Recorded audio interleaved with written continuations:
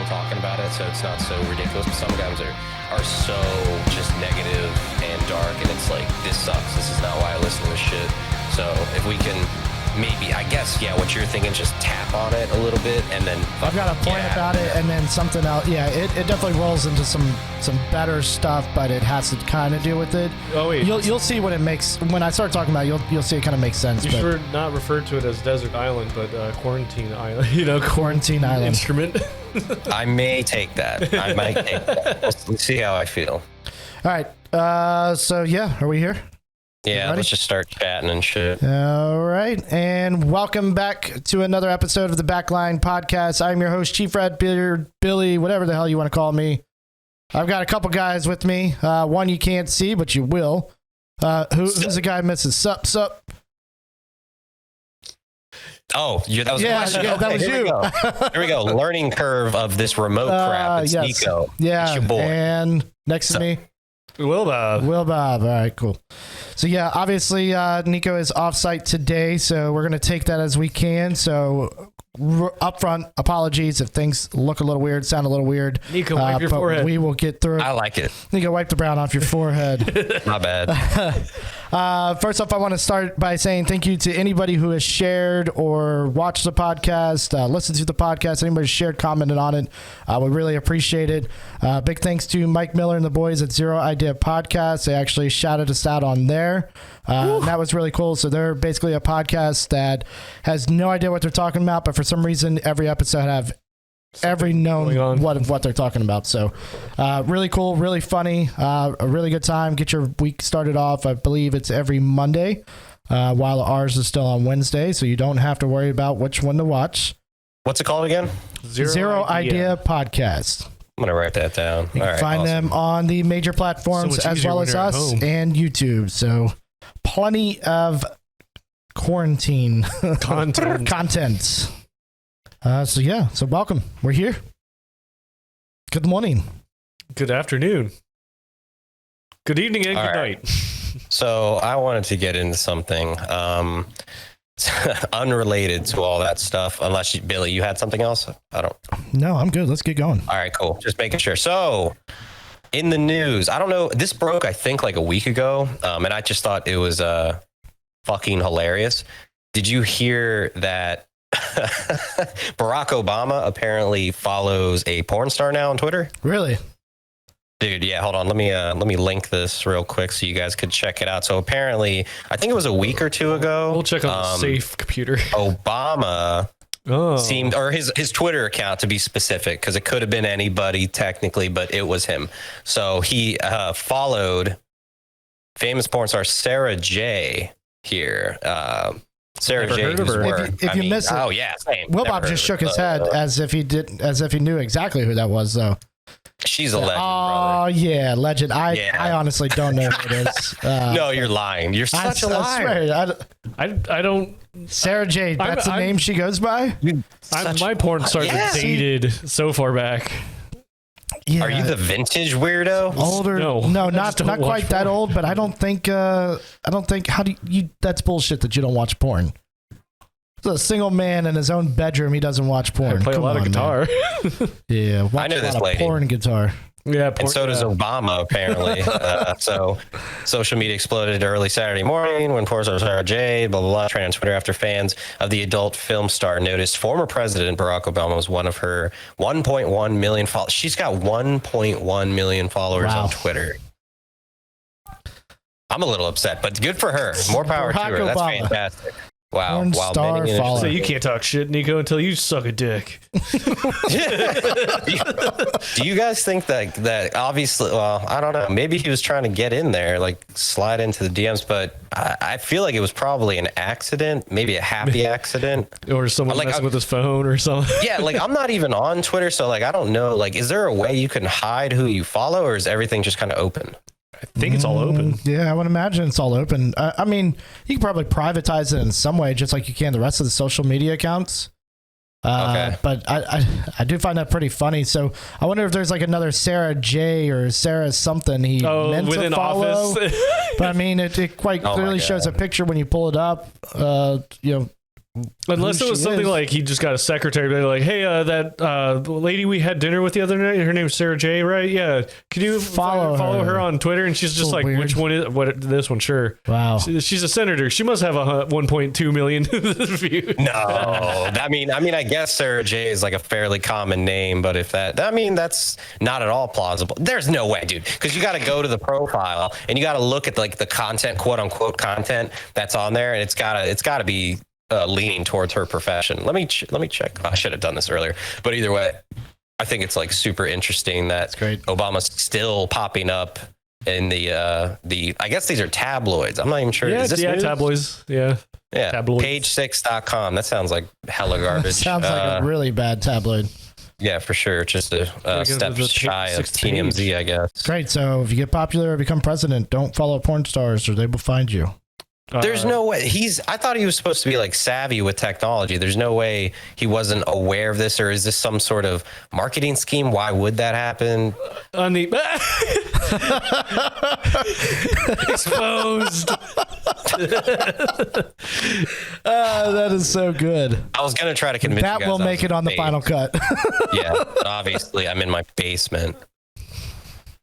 You're fine. Yeah, it's done. It's done. Just sit down. Are you watching Bob's Burgers? No. Feel free. Hi, Alisad. No, hang out. Let's talk about it. Hang out. Join the Backline podcast. Hey, we can always cut this out. We will not be splitting any dividends of our 12 cents with you, though. Just know that. Yeah. Let me check my feed real quick. But what was I saying? I'm so distracted right now. Savvy, you're fine.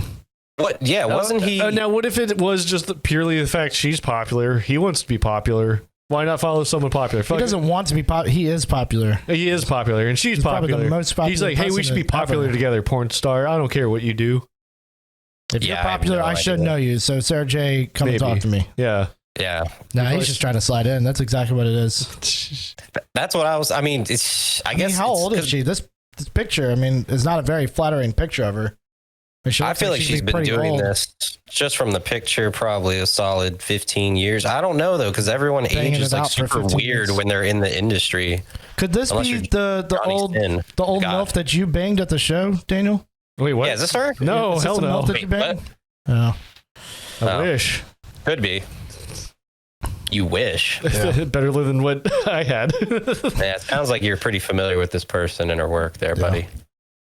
But he did shake his head. Obviously, when you put it up, he was like, "Oh yeah, Sarah J. Yeah, I know who that is." I have no clue. Oh yeah. There's no way you don't know the name. I'm sorry. I personally don't know the name. If it's I'm not Gianna Michaels, I don't watch porn, but I don't know the name. I know Gianna Michaels about that. Gianna Michaels. I don't even know who that is. That's about okay. Billy's a liar or he's gay. There's no way. There's no way you don't know who Gianna Michaels is. There's no way. It's impossible. That's who I know. And then that's where it stops. Dude, so homework for the week is start searching some official porn stars so I can get on it. Backliners. Oh, wow. Reviews in. Those are big fake ones. Yeah, I don't know. Oh, there she is. There she is. That's the Sarah J. Obama was looking for. That's it. So there's an old lady. Unfortunately, she has passed. But that's Miss the obituary. Obituary. That's the Twitter account. Look. All right, this is going too far, and no one can see this. God. Just don't Google search Sarah J. Google search Sarah J. Okay, you're killing me right now. Those are some big old bitties. What? My God. What's happening? We're looking at Sarah J. You can look up Sarah J. Just a Google search. Billy can't look up Sarah J. I've seen every inch of her. Please, I'm not pretending like I don't know these people. I don't see the face at all. I've never seen her before. I remember hearing an article years ago. I think it was when LeBron went to the Miami Heat. And I swear this was a real thing. I would hope maybe it was a marketing ploy, but she had said that she would fellatio any Heat fan that came down at one of her meetups. And she swore up and down, like, I'll be there all day. I don't know if she was pushing a product or something, but that was definitely something I heard. Come drink Red Bull and I'll suck your dick. Right. Yeah, exactly. Red Bull just cut her a check. Yeah, for sure, dude. The fuck does Red Bull? All right, maybe did I miss something? Come drink Red Bull. I'll suck your dick. Yeah, she's promoting Red Bull. Red Bull's pretty edgy, bro. Oh, she was promoting Red Bull. She's promoting Red Bull, but going, "Hey, Heats fan, come on down here and I'll suck your dick." I must have missed that part. I thought I was paying attention. It's just, hey, if you like Red Bull, get your dick sucked. Come on down. Yeah, so that was my juicy tabloid. I know it's like a week or so old. That's pretty good. I actually had not heard that, so I do enjoy stuff like that. I've got homework to do now. Yeah, I'm gonna have to search my porn stars. Look at Obama's picture though. Like that is not the Obama we know. He got so That's what happens when you enter presidency. Every president looks like that after they're done, especially 8 years of it. That's what you get. So Michelle didn't age. To anybody striving to be president, just go ahead and look up pictures of Obama and Bush in the last 14 years and see what they look like now. That's what you're going to look like after being a president. He went from 40 to 40,000 within the span of literally 10 years. You can see it on Trump's face now. Even his tan's getting all messed up. Yeah. He's like 70 something, right? Trump?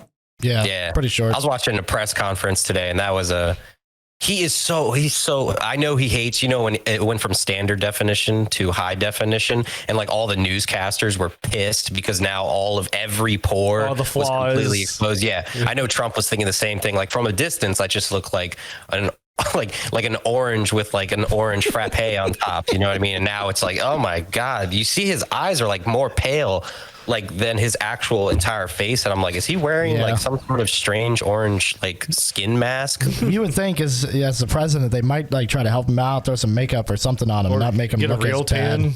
Yeah, get a real tan.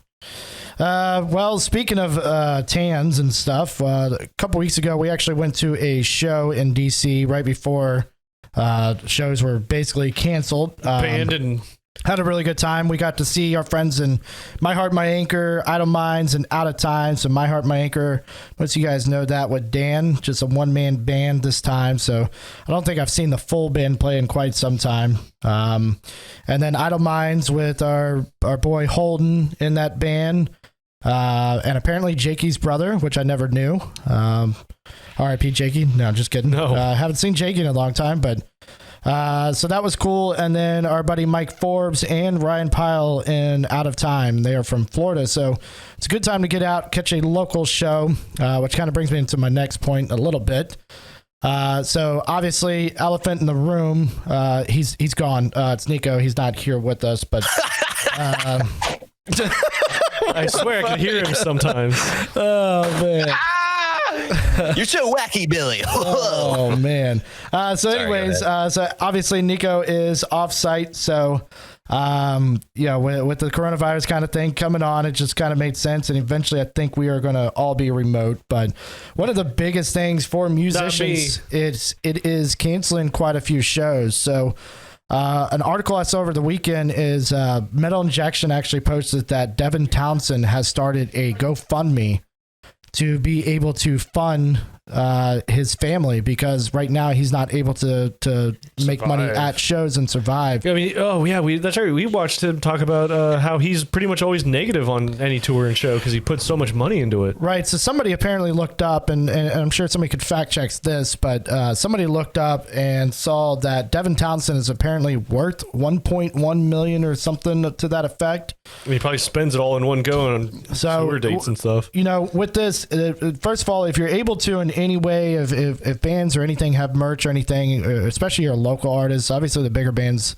not that they're not making money, but quite a few people can, but I would go with after the local artists first and then move on to the bigger bands. But as far as the bigger bands too, like when you look at it, I think a lot of people think, you have an endorsement deal and you have all this and you're just making a ton of money. If you're one of the people that think that, you're wrong. You don't make any money in metal anymore. I don't know if you ever did. Maybe 80s hair metal back in the day. Probably. But you just don't make money anymore. Endorsement deals, even if a guitar is $2,500 for your signature guitar, you might get 5 to 10% of that deal every time one actually sells. And those numbers could be even higher than they actually are. I don't know the exact figures because I don't have an endorsement deal. But drummers are going to be endorsed, at the beginning on sticks and maybe drum heads, which are not going to, they're just going to be able to, that endorsement means they can purchase gear at a cheaper rate with a discount, maybe. And your name is put out there, so maybe people know who you are and check out your band. But typically when you get an endorsement deal, people should already know who you are. That's not the point in getting endorsements, because they can make money off of you. But I thought it was kind of crazy. A lot of people were pissed off. Like, why would he do this? He's got money, and I think people are misinformed about the music community. When it comes down to it,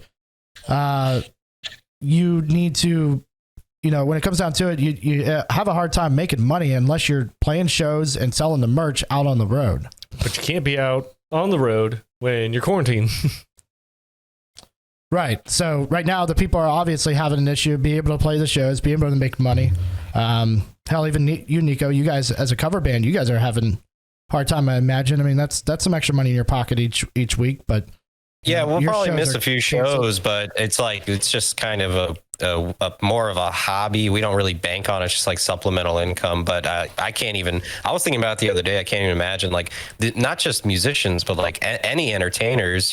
Right. Comedians, like strippers, dude, everything. And then the road crew. Stop making.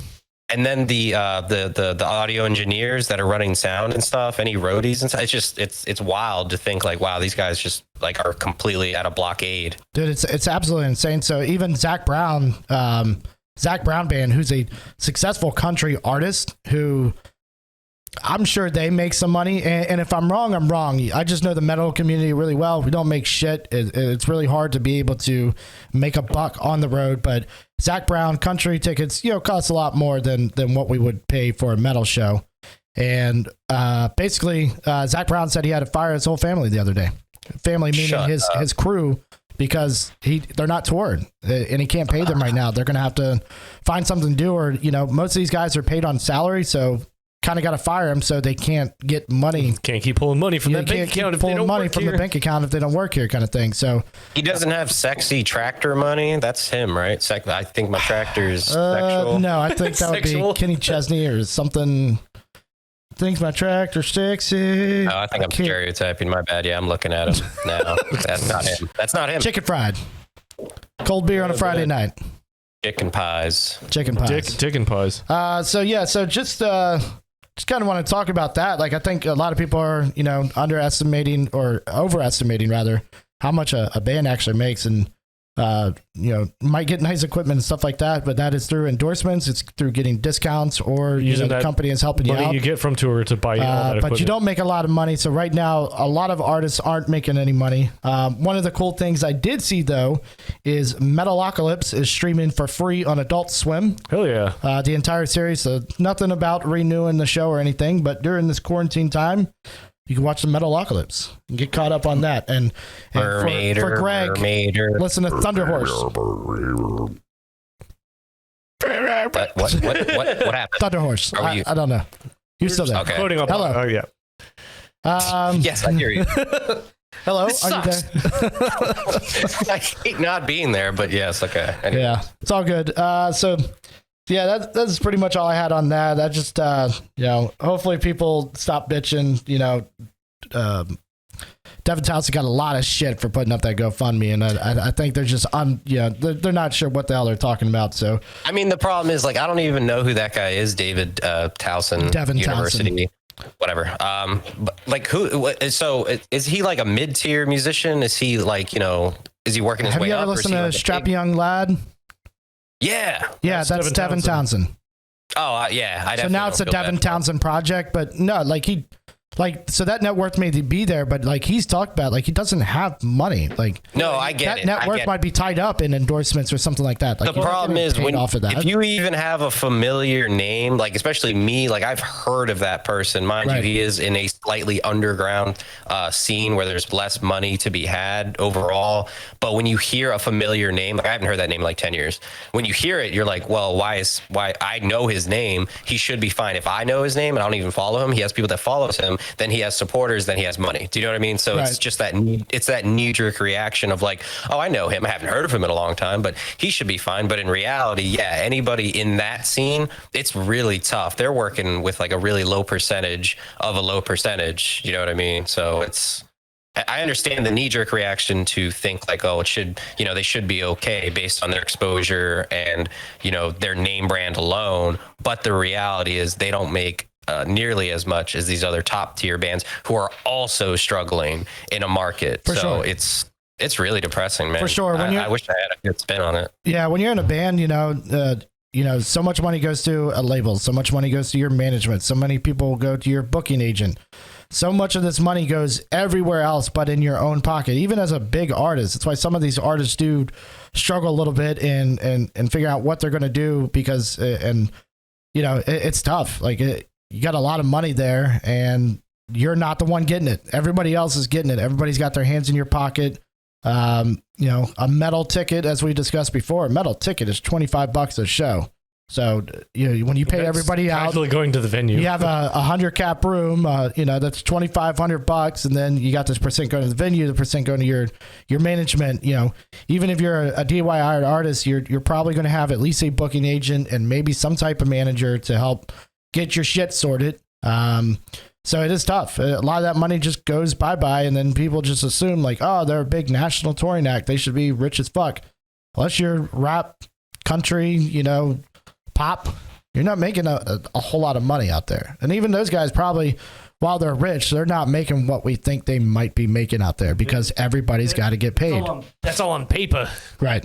Yeah, it's horse shit. This wedding is horse shit. This wedding is absolute horse shit. I definitely feel for any entertainer who like really banks on their money, especially like if you're like up and coming and you're like finally getting a little bit of exposure. You're like a mid-tier entertainment group or a band or artist or whoever, and now this shit happens. Like finally, as you're starting to get a little bit of momentum, it's just heartbreaking. But at the same time, like oh man, I don't know, that shit really bugs me out because at one point I really wanted to do that, but then I decided to, just go to the private sector and just have a corporate job and just be, super boring overall. But now, like those people are on the road and now what are they doing? Like there must be bands that are just like stuck out. Oh god, you know what I mean? Somewhere. A lot of them default into shit like let's get into I can't tour or anything. Let me go work at the pizza's place or wait bus tables. That's got to be. You can't do that now.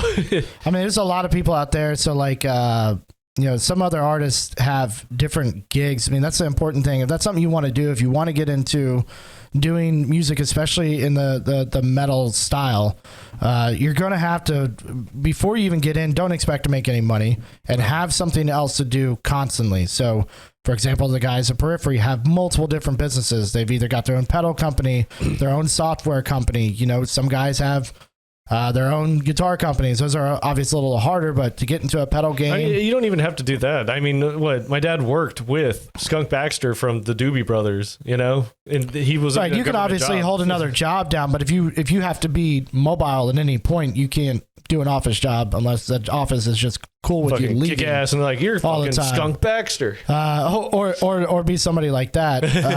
But you could do that. You could do the software. You could teach online lessons. I've tried to get some of the guys that I know in other bands to do that, and I'm pretty sure they still haven't done it. Although that believe they have full-time jobs coming back home, and if it gets really tough out there, at the end of the day, we can all be lot lizards shaking down, 8 lonely 18-wheeler drivers for a little bit of attention. You know what I mean? There you go. One of the cool things, yeah, absolutely. One of the cool things I've seen is so many shows getting canceled and rescheduled for like way later this year.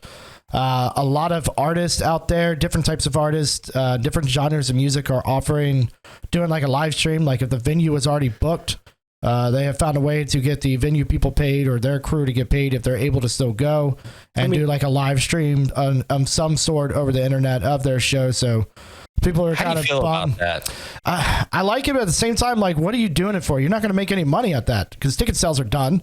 Unless you're saying, I'm going to do this live stream, but if it was in a venue that was already booked, nobody's getting a refund. Or maybe they're thinking about like the tip donations that they can get from, just and like I think that's streamers. One of the reasons they're doing it. You can get obviously some type of donation, or I'm doing this. If you are able to donate, some of the people I have seen it doing are the pop and country artists who are making a ton of money.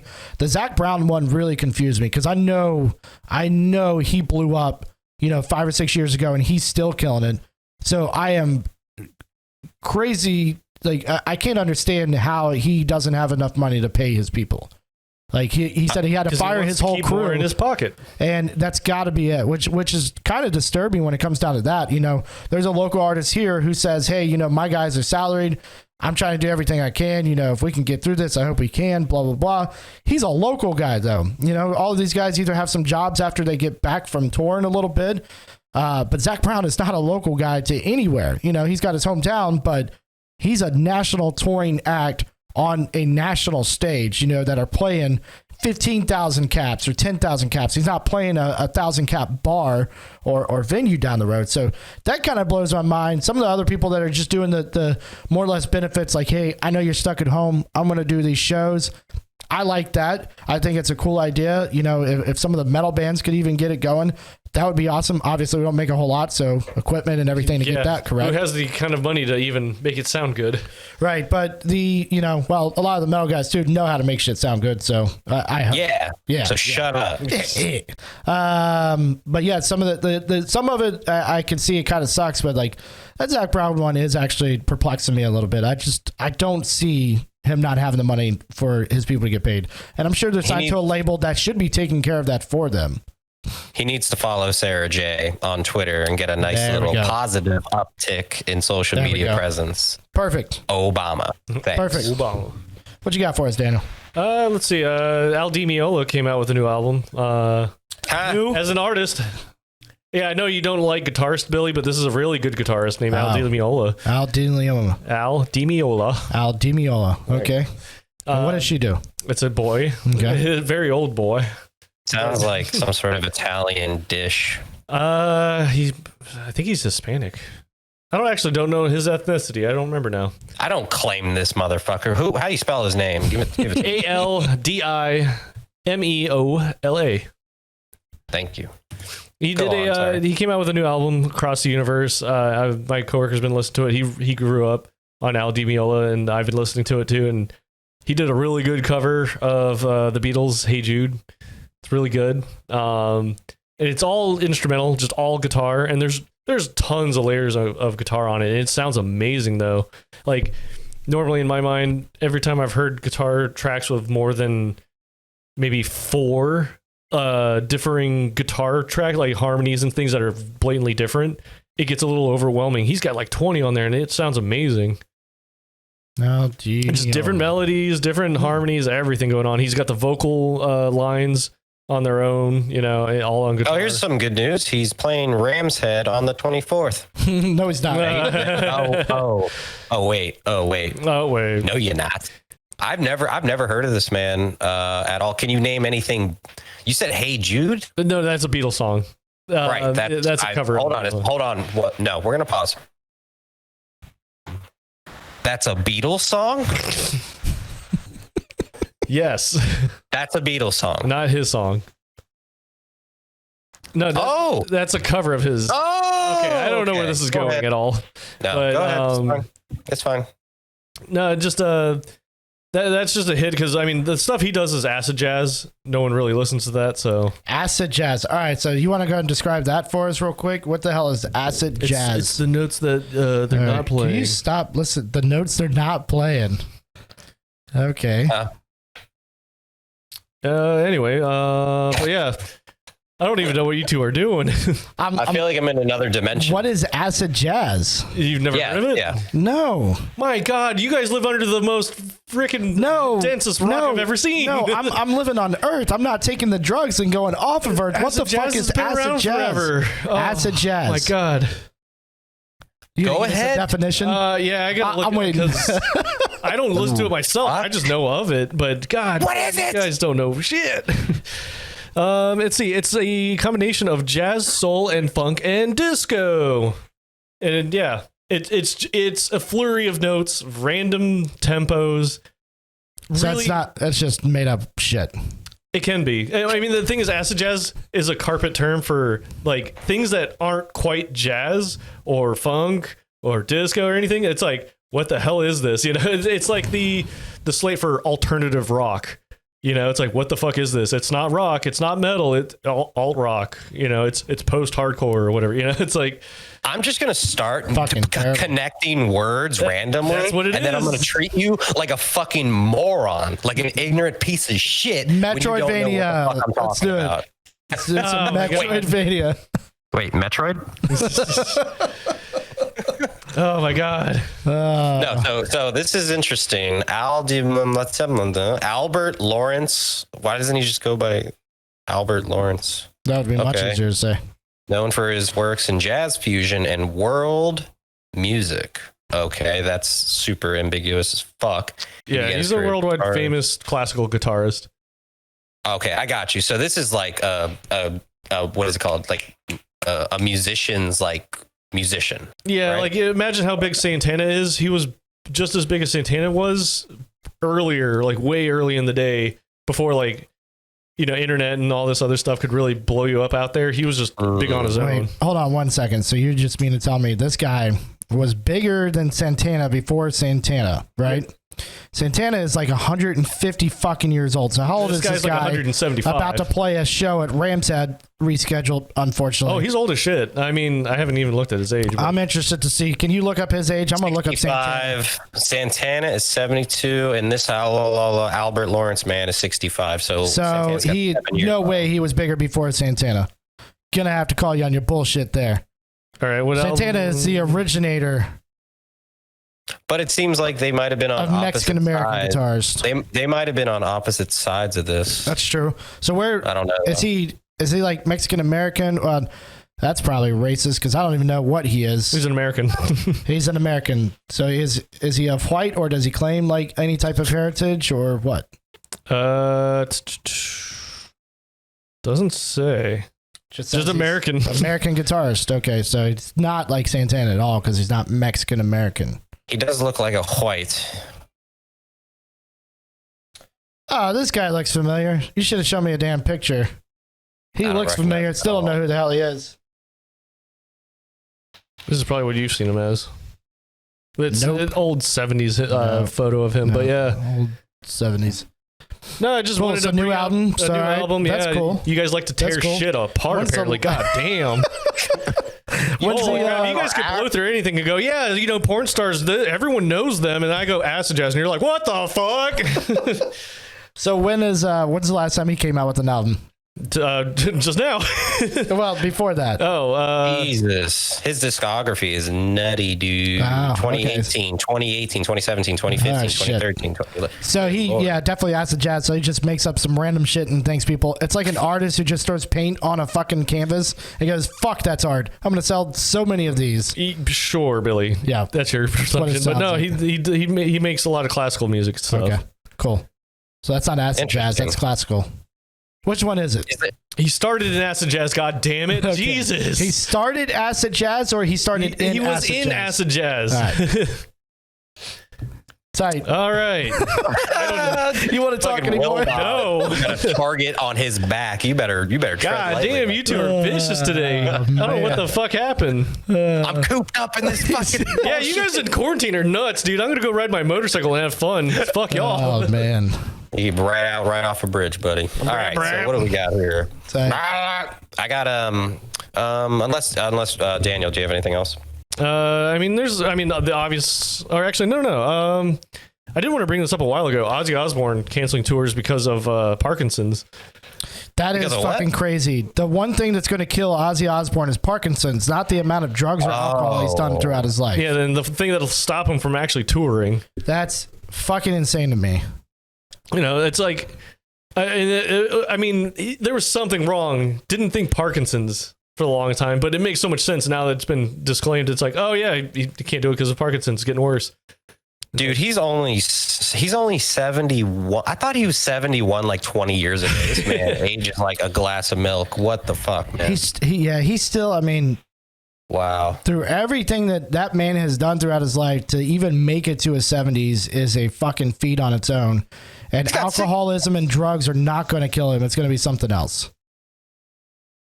I was reading Wikipedia and it said children 6. I thought it was just those two jackasses. No, those are the only two that would sign to be on TV. Sorry. Everyone else is just like, no. That was who you broke up for 1 second. My bad. So the two kids that were on the television show were the only ones that would actually sign the release forms to be on TV. Nobody else wanted to be, because they know how big their dad is. So they were like, nah, we're cool with staying out of the spotlight. I think one or two of them have at some point come out of the spotlight. Couldn't tell you their fucking names, but they've like either appeared on the show once or appeared somewhere else. And it's like, oh yeah, this is another Osborne kid. But Jack and what was her name? Kelly were the only ones that were like, yeah, we're ready for the spotlight kind of thing, and we'll be on the show. And then obviously that's launched what seemed like careers from them. I think they were the younger ones that didn't have anything going, where the older ones were already doing things that didn't need that kind of. I think there is some older ones, but I think there might be a few younger ones too. I could be fucking. Oh no, wrong. You're right. There were little kids that were too young. Yeah, that's right. I think that was part of the problem too. But yeah, man, Ozzy is really sticking to this John Lennon bit with the fucking glasses. You know, like I don't think it's a bit. I think it's just it. I think he's doing a bit. I think he's pretending to be John Lennon, but he's the longest bit ever. That's the long con right there. Oh my god. Dude, I watched him at Ozfest like 20. I think I was 20, maybe 2007. I can't remember. 2006, 2007, and it was pretty fucking horrible. It was the worst thing I've ever seen. And it was like 13 years ago. He just couldn't sing, dude. I don't know if he was fucked up or he was tired. I know he's on tour. He's Ozzy Osbourne. I get it. He's got his whatever the fucks. And it was just bad. It left a bad taste in my mouth. That same show, System of a Down, they were fucked up. I couldn't hear shit, and it sounded terrible. Not like the PA or sound guy. It could have been, it could have been the sound engineer messing up. It could have been equipment malfunctions, but everything sounded bad. And then Slayer played, and it was the gainiest mess I've ever heard. Oh, jeez. It was just like. So let's chalk it up to the venue and not Ozzy, because it could be. Could be. I've heard Ozzy even as recent as like this year, with vocals that he probably recorded last year, and they still sound exactly like that's Ozzy. A lot of auto-tune on that new album. Yeah, that is. I've only heard him once live. That was a while ago, and it was terrible. So I it could have been the venue. To a new album, but I don't hear auto-tune. I hear Ozzy. I'll put it on this Juan Lennon supposed man. What the fuck were we even got? What were we talking about? We got to this. I'm Ozzy Osbourne. Oh, tight. Parkinson's. Yeah, fuck him so first. That's gonna kill him. It's going to stop him from doing everything. Yeah. I mean, that's going to prevent Sharon from milking all the money she can out of that guy, too. She's not the one milking everything out of him. She's the reason he's fucking alive and around.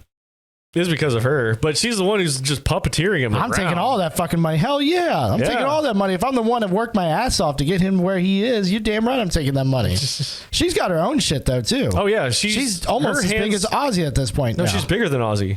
She's been bigger since like the 90s. Fucking killing it. She took over the whole rock industry. Yeah, she does. Well, she did one of the American Idol or something type shows. Oh, and now Got Talent. Yeah, now I think it's American. I think she was on Idol though at one point. And now it's one of the Got Talents, Britain or America or something. I mean, she's had her own television shows or been on television shows constantly. I mean, those contracts for those shows are fucking ginormous. Like I think Luke Bryan's contract for American Idol was like $100 million fucking dollars for the year or something like that. Wow. Nice. Fucking insane. Nice. Yeah. So I want to get into my my little, it's going to be an interactive segment from here on. I hope if it works out, it could just crash and burn, but either way, I want to try it out. I want to do, it's like a book club. You know what a book club is? You pick a book, you read the book within the span of a week or whatever it is, and then you come back and you talk about the book. It's kind of like that album review though. I'm going to suggest an album or a band. I would kind of want to lean towards the album, and you listen to it front to back, you know, by yourself throughout the week, whenever in the car, it doesn't matter. And then we come in the next week and talk about it. If you like it or if you hate it, basically, or if you're very indifferent about it. What the fuck was that? Billy's phone. Oh, nice. Okay. I was just making sure. Was it? There was no more technical did something bullshit. right before when you set it down. Oh, I'm playing some kind of video here. Might be that. So this week, I would like to suggest a little underground band. You probably didn't hear of Metallica. They have an album that came out. What kind of music do they play? I don't remember, metal? honestly. I think it's acid metal. It was acid metal. some pretend-ass genre that I'm going to shame you guys about.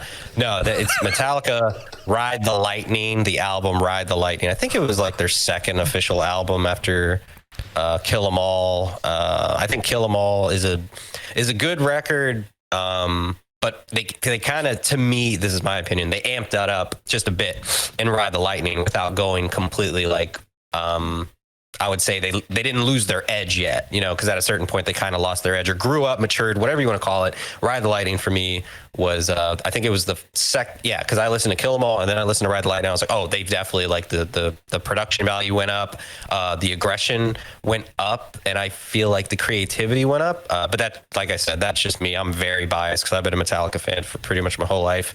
I would do Unspeakable Things to Lars Ulrich.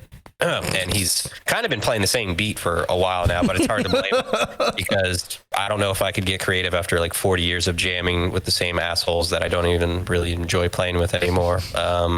So yeah, Ride the Lightning, Metallica, listen to it. What do you guys think?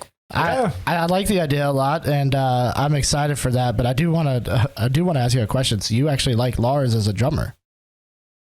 He was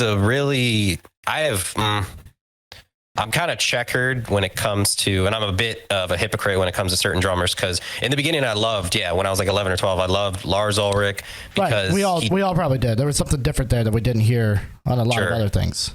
Yeah. And then as I got older and I kind of started to branch out past the top, which I guess metal bands of, the 80s and above, you hear other drummers and you could just hear the technical prowess increase and change. And you like, the dynamics of their songs. You're like, wow, everything's so wow. And it's like perfectly structured and formulated. And then you go back and listen to Lars's, and you're like, well, this fucking blows. And he's a gazillionaire. And then that's when you become a little jaded maybe. And you look more towards the underground stuff. You're like, these guys are underappreciated. And then you kind of become an underdog supporter kind of a thing. So yeah, but I respect him because it's hard to do what he does as long as he's been doing it. I mean, James being like the leader of that band and, kind of calling the shots mostly, if he's going to stick with him, then there's obviously something there that maybe some people miss. Or maybe they just like snares that sound like trash cans. I don't know. Trash can. I'm convinced they have like nudes of each other, and they're like, it's just like a staring contest. They're like, nope, I'm not fucking. Nope, you're not. I'm not getting kicked out. I'm not leaving. Yeah. You got anything else, Daniel? Kemper cabs came out. Kemper cabs did come out, so that's pretty interesting. So basically, we use the Kempers as our modelers for our guitars that sound like other amps, and then the Kemper company decided to bring out what they're calling the Kemper cab, and I think it's even cab with a K. Yeah, there's 3 Ks there. Kemper cab and cone. Kemper cab cone. Ooh. And they're German at that, so that's pretty bad.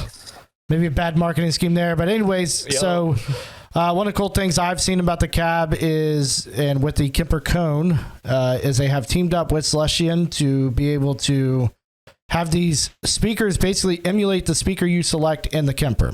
So I'll be a little more specific with that. If I choose a Celestion Vintage 30, which is a type of speaker, if I choose that in the Kemper, the cone will emulate that sound of a Vintage 30 when I'm pushing the amp through. If I choose a Creamback, it will emulate the sound of a Creamback. Is Creamback Celestion? Celestion Creamback? Greenback? 1 and 2? It's my bad if I'm wrong. I think it's actually both. Yeah. I'm trying to remember what Eminence had. They had color coding like that, didn't they? I don't know. I never used their speakers. But for that example, so the different types of speakers, this cabinet is supposed to emulate that sound, which is going to be really, really cool to see if it actually works. Because it's one thing that they're capturing profiles of the amps to make the amps sound like the actual tube amps that we used to play. But to make that speaker emulate that exact sound by switching it in the room. It's one thing I think IRs you can kind of get because you are getting some kind of fingerprint on the IR. So the sound that you could just do digitally running through your computer. But to be able to have an actual cab sound like those Vintage 30s pushing air through, I'd be interested to see how that's going to work. Yeah, unfortunately, none of us have powered amps for the Kemper. Coming soon. At some point in the next 10 years, but it sounds like they only work well with Celestion. So I think they're voiced specifically for Celestion. So what happens if you use like a Mesa cab setup? I don't think it'll work. You think it'll make it sound like dog shit? I don't know. I'd be interested to see how this whole thing's going to work because they announced it fucking 2 years ago and now we're finally getting it. Same thing. And I forgot what the hell the damn thing even does anymore. I just know that's what it does. Same thing with our interface, right? Yeah, our editor. Yeah, our editor. Kemper editor that finally came out, and then it was still finicky that I don't even pull it up. I'm sure it's gotten better. I got to update my software on my stuff. Same. I've been slowly updating things. Yeah. Kemper's awesome. It's just, they're as far as updating and any news or anything new to it, it's a slow grind. Yeah. Well, it's a product they put out and said, hey, this is it. But I mean, what, for the 3 straight years, they kept having a booth in NAMM. For nothing. NAMM. For the same damn thing. And they would just be like, nothing new, just the same products. Welcome to our booth. Check out the same product you saw 5 years ago. It was hilarious. I guess you would have to do that though if you didn't have any pace. products. Well, exactly. They put it out as basically our product has been so good since we launched it. It's been that good since we launched it. What updates? You want to buy it? I already have one. We want to put out. Do you want to buy another one? Tell your friends to buy one. Just buy another one. Fuck. I mean, the YouTube videos were kind of funny as a meme where every year, like all the big guitar review companies would show up at the Kemper booth and you could tell that the video is going to be short because it's only a minute and a half. And it's like, all right, what the hell is this about? Is there anything to talk about? They'll show up. Hey, welcome to the Kemper booth. There's nothing new. Just take a look at our same stuff. Biggest trolls in NAMM history. Seriously. Yeah. Just trolled everybody every year. Oh shit, Kemper's here. The booth looks slightly different. There must be something new. And got the same old shit. That's it. Yep. So you were talking earlier about our favorite accessories for our instruments. Oh yeah. So I was wondering what like some of our favorite plectrums, strings, accessories, sticks, just to get ideas out there for anyone listening. Nico, what are you using and why? That might be playing. What kind of heads and sticks are you playing with? Let me think about that one. So the heads, I've honestly been experimenting with my drum heads since I started playing drums. Actually, funny story. When I first got a drum set, I was like 13, and I finally went through my snare drum head, right? I went through it. I thought the drum was broken. I need a whole new one. So I got a new drum set. Oh, wow. I knew so little about my instrument that I was like, look, Mom, it's broken. She was like, oh, well, I guess it is broken. And then she just got me a new drum set. And then I started to get lessons. And then my teacher was like, yeah, these things come off. Isn't that crazy? I was like, yeah, I've been experimenting with my drum heads for, I try to always just, because there's so many different kinds that I always try to, just go outside of what I'm used to and say, fuck it, I'll spend the $50, $60, $70, $80 on these heads. And if I don't like them, I know what I don't like anymore. Really, I don't really need to get in the weeds about describing the different feels and tones and, coated versus clear necessarily. But I think I use a 1-ply clear Evans heads for and it has like some sort of slight dampener ring around it. Those are for my toms and my floor tom. And then my snare, I go with like a coated, either a Remo or like a 360 head Evans. Like, I've tried the black like onyx heads all around. That's more of it's very dry. There's less attack for me, and I'm not really a fan of that. Basically, it's just a little duller. That's more of a subtle drummer that doesn't need things to really pop when you're kind of going around the kit. But yeah, those are the drum heads. Pretty straightforward, nothing crazy like these Kevlar drum heads that you see that are like super thick, and they're like $85 or something nutty for a snare head, which I would never pay for unless it sounded, I guess, good. But besides that, I'm not too unique when it comes to my kit necessarily. That I'm trying to think of like if I have any super strange. I do have a Jojo Mayer signature. It's like a 22-inch ride crash hybrid, which is really cool because it's got a different consistency. It has different textures on it. If you go closer to the middle, it's a ride cymbal. It's got a little pinginess to it. If you go towards the end, you could actually slam on it like a crash, basically, but it doesn't have a ton of brightness and attack. It just kind of blends a little bit. I really like that. As a dumb guitar player here, is that something would a ride typically not be able to do that type of sound? Is it more just kind of that bell ride sound all the way through if it's not some type of hybrid like that? Yeah, I mean, they make, excuse me, they make plenty of crash hybrids, but typically when you get a ride, you know, you're not going to be kind of digging into it, you know, with the side of your stick. You're kind of going to be just kind of tip-tapping on it, you know what I mean? Like so that ride. Yeah, and you can make it last like a long time. Yeah, I see a lot of people when they're jamming out with the ride, jamming on the ride like that, like it is a crash. Like it seems so much more. It looks funner. I don't know if it is, but it looks funner.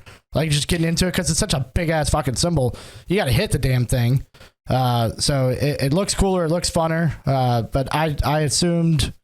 I felt like I assumed you could do that with all rides, but I guess it would be better, obviously, if you got the kind of hybrid setup. Yeah, for sure. And that's just my preference. You could play a cymbal any which way. Like, you know, I believe China cymbals weren't even used up. I could be wrong. I feel like they weren't used upside down initially, but then somebody flipped it over. I could be completely wrong. But and now you see people with stacks where you're putting like a splash cymbal on top of like, you know, a smaller crash cymbal, or you're putting a China on top of a splash vice versa. There's so many different combinations, and you get so many crazy sounds out of these things that there's no wrong way to really play it. Are you okay? No, so yeah, when you were saying China's are reversed and stuff, that's because the way I looked at them, they mount upside down. They mount upside down compared to all the other symbols all the time. Like the symbols are writing on it always gets flipped over. Yeah, it's a very complicated process. I don't know why the fuck anybody does it. That's just how I've always seen it done. That's all I know. So I have no clue who was the first to do it. If there's a reason it's upside down, besides you don't necessarily. He's so fucking camo. It's just so good. No, keep going. It's just like you went camo for a second. Yeah, there, your face. Oh, do you have an invisibility cloak there that we don't know about? I'm sitting in a chair in a basement. I don't. So that's cool. So sticks, are you particular on any sticks that you play with? Sticks, really, it's just the size, and I hate, you have wooden tip, which is a wooden tip, and then you have plastic tip, and from my experience, plastic tip, I've never noticed I don't even know why people use it, because every time I've used a plastic tip, it's obviously they make the wooden stick and then they stick a little plastic thing on top there, and the plastic thing always just comes off. That's what I see all the time. Yeah, that's all my experience. So I don't even know why. I haven't really looked. I should probably look into it. I have no clue why anybody uses plastic tip. There's got to be a benefit, though. There's got to be some sort of I'm guessing different sound. I bet it's for a lighter playing, like the light little tips and stuff. I would imagine because it's not as dense as the wood, maybe, so it's a little easier to get some ghost notes in there. But yeah, it's really just about the size for me. Vic Firth 5A, either 5AN or 5A Extreme. Just the Extreme gives you a few more inches of length. Oh yeah, and we all it's all about the girth. That's why I get the 5A, because it's about girth and length. Dick reference, and yeah, it's just the 5A, and then you get an extra inch or two, or maybe even just half an inch. It's just easier the way I sit and I play to just kind of go around the kit and not be strained and tense all the time. But yeah, I can't even think. I used to have a cowbell. That was kind of lame. At least I couldn't figure out how to use it. I'm not job for a cowboy. Did Job for a Cowboy use it? What? There was definitely a few signature songs that they had cowbell. I'll find them. But I haven't listened to it in a long time. That's why I was like, yeah. Whoa. Yeah, something like that, I think. Yeah, that's how, or maybe that was a ride. Maybe it sounded like a cowbell. Really, yeah. Everyone had that gigantic bell. Did you ever buy that gigantic bell? Fuck yeah, I still got that shit, dude, in my storage unit, bro. I had a drummer that I was trying out, and he had his upside down as an ashtray. Yeah, and he would just flick ashes into it, smoke, and then during those scenes or moments when you would have to hit it, explode with that would be fucking miserable. I can imagine. That's so metal. That's so metal. You got to put that in slow-mo video in your music video. Yeah, and it goes in your fucking eyeballs. That's awesome. So luckily, guitar players. Huh? No, go ahead. Luckily, guitar players. Did you have it? And so yeah. Did you have anything kitschy? You guys have anything weird or unique? So there's a guitar pick that I found, and I wish I kept the packaging because it turns out me and Billy both love it. It's just it's labeled as an Ultex Jazz 3 2 millimeter thickness guitar pick, but it's been something because I've been messing around with so many different plectrums for a while, and I always fell onto getting bigger sized picks, like really thick and just physically larger. It was just ergonomic in my hands. And so we're all about girth or not girth, rather. Well, then we don't really need it longer. That would be kind of weird if you're playing. You hear that, Sarah J? We're about girth. All about the girth. Thanks, Obama. Go ahead, sorry. No, but yeah, this new guitar pick we found, it's like the size of a Jazz 3, typical Jazz 3, and just the material is totally different, and I actually really like it. It reminds me of the Jim Dunlop Flow picks that we were buying for a while. It's got the same kind of glide feel as those have, just the physical size of a Jazz 3 rather than a full-size guitar pick. So one thing about, I don't know about all guitar players out there, but I have the hardest fucking time settling on a pick. This one has been one that I could pick up on a daily basis and be able to play because I'm terrible from the start. So if you're a shitty guitar player, you hope that things will make you better. And the pick is one of those because you're picking attack or hand. Really does make a difference in your playing. So if you're not comfortable with that, you're not gonna play well. You're not gonna sound well. And I've had terrible time. Like I'll settle on a pick and like, oh, this is great, but for some reason over time, I get tired of the pick. Like it, even as a brand new version of itself, it feels worn out to me. Like it's just a bad pick. So now I have to change. And I've never been able to settle on a pick. This one so far has been doing the job pretty well. But hell, I picked up a pick I hated the other day.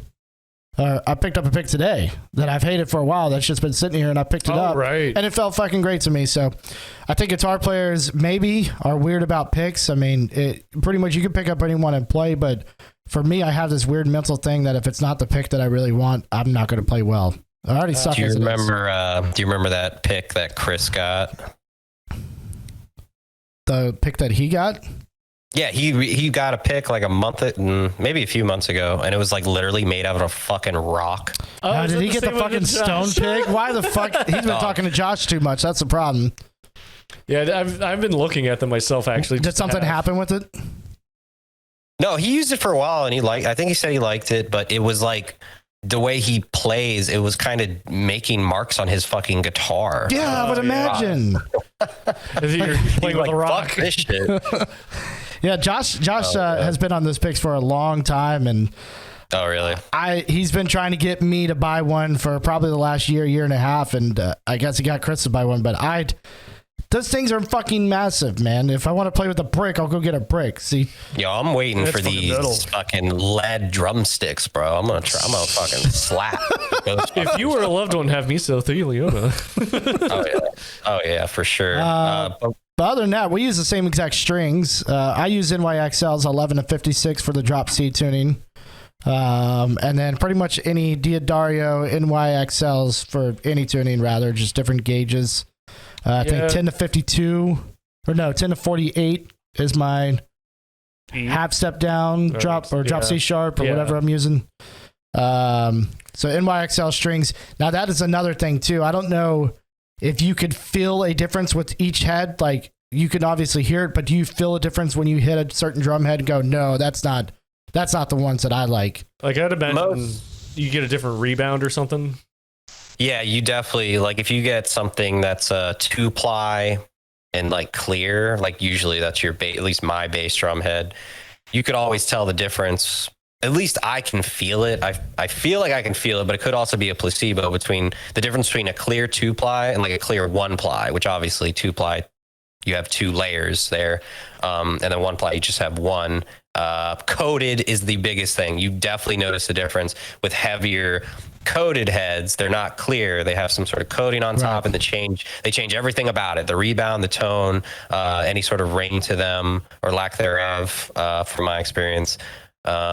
Yeah, I just really like the thump of a clear head for my toms and my bass drum, and the snap of like the 360 snare head for the most part, but that also depends on the dimensions of your snare itself and like how you tune it. If you keep it real loose and dry on the bottom, or you want it to have a nice some pop and serious attack, but not a lot of resonance. It's just really, you just tinker and mess with it until you like the sound, and other people won't like it, but then other people will. You just kind of find something that you enjoy and you just keep it moving. Yeah, I think strings are kind of similar in a way, but like, you know, the NYXLs to me have been just, you know, when you change brand new strings, you're looking for that very bright snappiness to them. And it seems like the strings that we use do that. But I always thought that about all my strings. Like I was an Ernie Ball guy back in the day. And I had these certain type of strings. I believe they were called the Power Slinkies from Ernie Ball that I absolutely loved. But then after a while, I just got tired of them. They always felt like shit to me. So I tried just regular Diodarios, which were great. And then NYXLs were kind of put out there for everybody to check these things out. And then now there's 2 or 3 other fucking string companies that are claiming to be better than those, kind of in that, which I can't take kind of hierarchical thing. But at this point, Diodario and NYXLs, that's where I'm sticking with. I don't want to change strings. That's probably scarier than changing picks. There's even, I mean, I play on a floating bridge guitars all the time, and it's like I have to stick with a brand and, you know, gauge and everything all the time. Yeah, have your tension and shit, everything set right. What was the strings we tried that Diodario came out with? I think it's this. They were like NYXL Extremes or some shit. I don't know. Yeah, they were like advanced NYXLs. Even honestly, those did not feel much better. They actually felt worse. Yeah, same. And they cost more. So yeah, stick with the NYXLs. It was $5 more, which the NYXLs are $5 more than your regular set of strings anyway. Those are actually good, but those are good. That's pretty much for us. That's all we have to buy is strings and picks, right? Strings, picks, yeah. I mean, whammy bars. Well, the cables. You've got me turned on to the what's that called? The pig something? Pig Town or pig something? It's right here. Pig the Pig Hog. Pig Hog cables. Pig Hog cable. Don't talk to Billy like that. I don't appreciate that. Pig Hog, Planet Waves. I'm a huge fan of. That's pretty much it. Yeah. Diodario still Planet Waves. So I guess I'm a big Diodario guy. Are they? Mm-hmm. Oh. Nope, same company. Do you guys use glass finger slides? Aren't those popular in metal? Yeah, super popular, but we don't know how to use them. Enough, yeah. Not cool enough. Oh, we don't know what we're doing. I figured. So I wanted to talk about a little theoretical situation here. If you guys had to pick you had the lineup of anybody who's ever existed, any past, present, doesn't matter, dead or alive, and you could pick band members. Oh. Huh? So band members, because you guys, would you guys play guitar? Number one, I just need to be clear. Oh, so if we wanted to form our own band, we can form our own super group with any artist out there. Your super group with anybody who's ever existed and present day, but you can only have one. Tough. You can only have one bassist, obviously one guitarist, one drummer, and a singer. That's it. Okay. And we're the only guitar player if we choose that. Fuck it, I'm not being in the band. I'm managing. That is not an option. First thought in my head is I want Michael Anthony from Van Halen because I want him as a bass player and the backing vocals because he's just so loud. Okay. I want him. He popped into my head just for some reason. Michael Anthony. Okay. And let's see, can we have another guitarist as backing? No. No? It's only you. Oh, wow. Okay, definitely then. Which is crazy because we're guitar players, so we want guitar players in our band, but okay. So I'm picking a guitar player as a bassist, maybe. No, go ahead. Wait, what? Okay. As far as drummer, Alex Rudinger. I'm going to have to go him. He's going to be my drummer. Okay. As far as, I like his style. Let's see, and then singer. You're gonna have to skip on me on that one because I don't listen to much vocals, so I can't tell. I can go next while Billy takes a second here. So I'm gonna go when it comes to bass. My man Beethoven. Hello, yeah, he's playing upright bass for sure. Yeah, and my guitarist. That I'm kind of stuck on.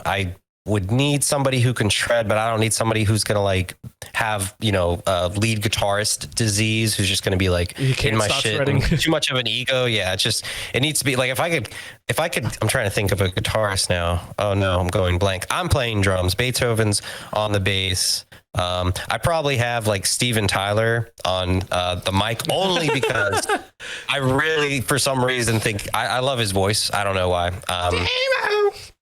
I don't know. I feel like I feel like Beethoven's rhythms, and he can compose something that would coincide with Steven Tyler, and I obviously will just I'll put the bass on the 1 and the 3.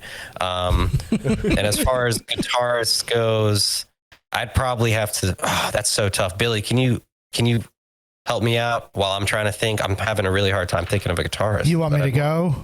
Yeah, if you have anything. Okay, yeah, sure. So, bass player Victor Wooten. So you wanted him to outshine? Fuck it, because I suck. So I'll be on guitar. Drummer. The drummer of Killswitch Engage. Fuck, I can't think of his name. That one guy, bald, Redbeard. Because yeah, some of us have red beards. Drummers in most of the bands I listen to are all relatively good. Like Alex Rudinger is great. Matt Halpern is great. Anoop Sastry is great. Matt Grotesque or whatever his name is from Animals as Leaders is great. Like a lot of these drummers are really fucking good. So at that point, I want another Redbeard teamed up. And then on vocals, shit, I just chose a drummer from Killswitch. I was going to go with Howard Jones. Oh, look at you. I've always liked Howard Jones' vocals. Stuck in one area, Billy. Fuck it. Just to piss off Daniel, Elliot Coleman on vocals. Who's that? I don't remember. Elliot Coleman. Alex's band. The fuck band. Come on, man. You have me blank Tiger? here. Yeah, Good Tiger. Yep. I don't remember what they sound like now. Awesome. I don't know who the fuck any of those people is. But yeah, I guess for me, looked up Victor Wooten on bass. You'll be happy. Nuts.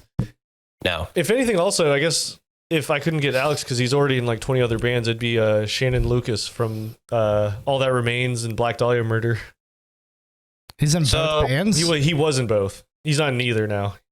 Oh. You can get whoever you want. This is a pretend ass scenario. He's not going to be in this pretend snenario. Be like, dude, I got way too much going on. See, I'm not going to go. I want Ringo Starr because he can play death metal. True. Like, wait, I'll get Gene Simmons as my vocalist. I want that long tongue, that corpse paint he wears. So I thought of this question, and I'm just now realizing I really don't know guitarist names. Buckethead. There you go. That's it. Beethoven, Buckethead, Steven Tyler, me, and that's it. That's a great. That's all I need. Yes. Now we need a way to have somebody emulate what that would all sound like. Gotta figure that one out. So you got a deaf bassist. Composing for you. That alone right there is your headline. Dude, we're just writes for Steven Tyler. It's a star power band. Like there's nothing behind it. We're just like, we're riding the names. We're riding our past. It's like when Michael Jordan went to the Wizards, everyone knew he was done. He was in that last paycheck, just to retire. Like Brady going to the Buccaneers. We're in the what is it called? What do they call when people retire? The something years. Twilight. That's what I thought that was when you went golfing. I don't remember. I think golden years, maybe. I don't remember. Golden years in age. Yeah. Are we talking about Sarah J again? That does it. Sorry. Go ahead. Sorry. All right. So that does it for us today. We appreciate everybody being patient with us. Once again, if you do like what you see, please like, comment, subscribe. I want to thank everybody for who was able to come out. Thanks, Daniel. Fucking Nico. God damn it. No. Bitch, I'm fucking here, bitch. Great. Look at this shit. I'm awesome. Here. So it'll probably look like this for just a little bit, unfortunately, but we will get through it all together. If you have anything you want us to talk about, if you want us to see anything, go ahead and comment down below. And signing out, I'm Chief Redbeard Billy. I'm not Chief Redbeard Will Bob. Okay. My blanket fell. And good night, guys. We appreciate it. Bye. See you later, gamers.